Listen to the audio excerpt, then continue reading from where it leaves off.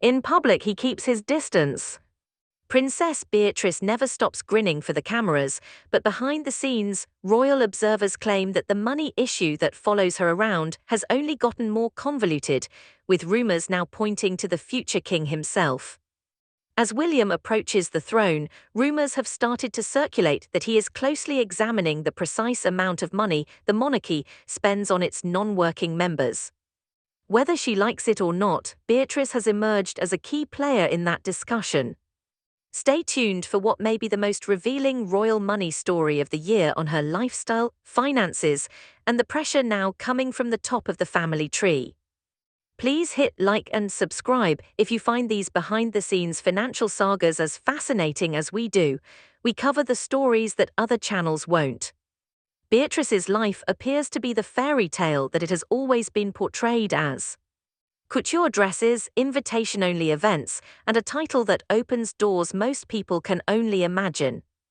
Reporters are just now beginning to piece together the vastly messier financial reality that has always been hidden beneath that surface, according to royal experts. It's no coincidence that this renewed attention has come at this time. Insiders claim that William has started discreetly re-evaluating which family members still merit the benefits of being close to the throne, and which may need to start paying their own expenses as he gets ready for a future position that would most likely include reducing the royal family's public presence. Let's begin with her daughter Sienna's birth. Several reports state that Beatrice gave birth in the Kensington wing of Chelsea and Westminster Hospital, a maternity suite renowned for its upscale clientele and hotel-level amenities. Although the exact amount she spent is unknown, industry estimates place the cost of such high-quality private maternity care well into the thousands.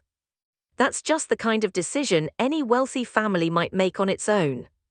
However, when contrasted with a monarchy attempting to defend its expenditures to a populace that is heavily dependent on the NHS, it becomes precisely the kind of contrast that stokes animosity.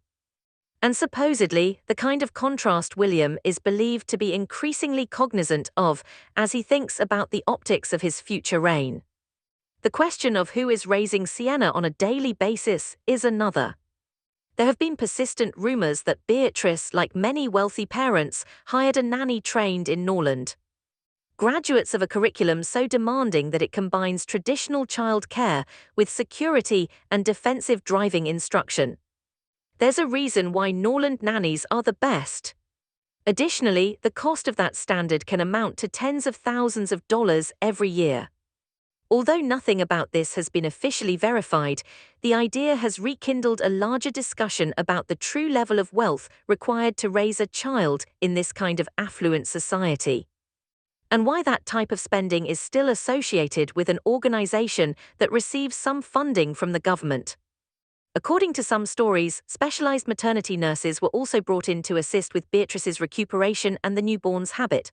Plans that reflect the kind of long-term logistical planning that can only be purchased with significant financial resources. In a recent essay, a columnist plainly stated that although he had previously always supported Beatrice and Eugenie, it was getting harder to deny the truth about their substantial salaries and jet-set lifestyles.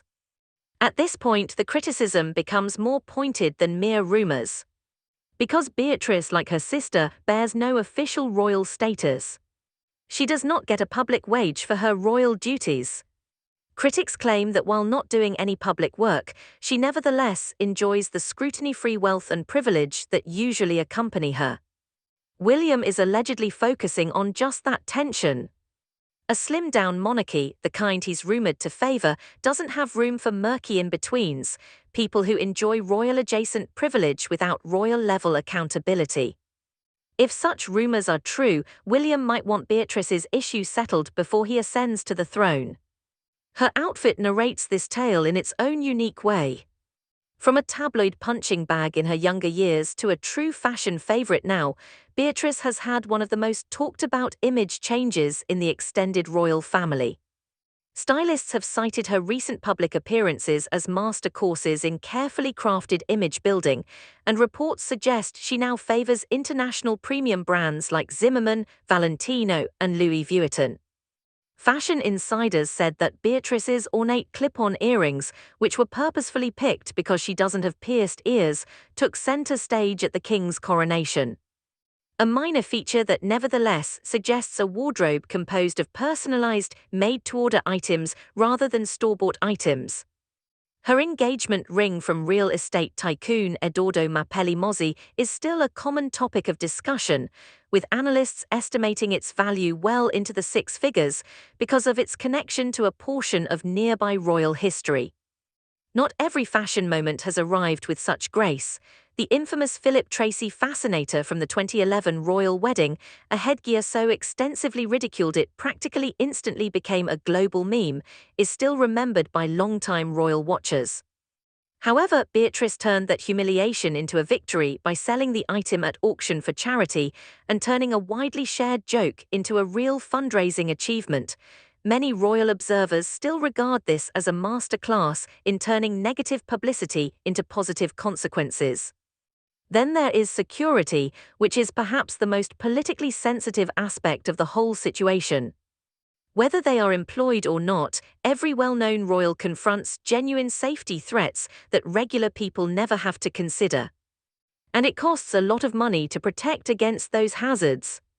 According to information that is publicly accessible, security evaluations for members of the royal family are made by specialized authorities rather than by the individuals themselves. According to accounts, subsequent modifications to those arrangements might be the result of a more comprehensive systemic study rather than a choice that explicitly targeted Beatrice. Nevertheless, the issue of who pays the bill has been controversial for years in the music industry. Some contend that only royals who are actively carrying out their obligations on behalf of the monarch should be protected by public funds. Others maintain that regardless of their formal status, well-known public figures, whether employed or not, naturally need that degree of security. As his daughter's status in the family changed, Andrew apparently became very worried about her safety and even offered to pay for the degree of protection he believed she required. It takes more than simply bodies and uniforms to run a professional security detail.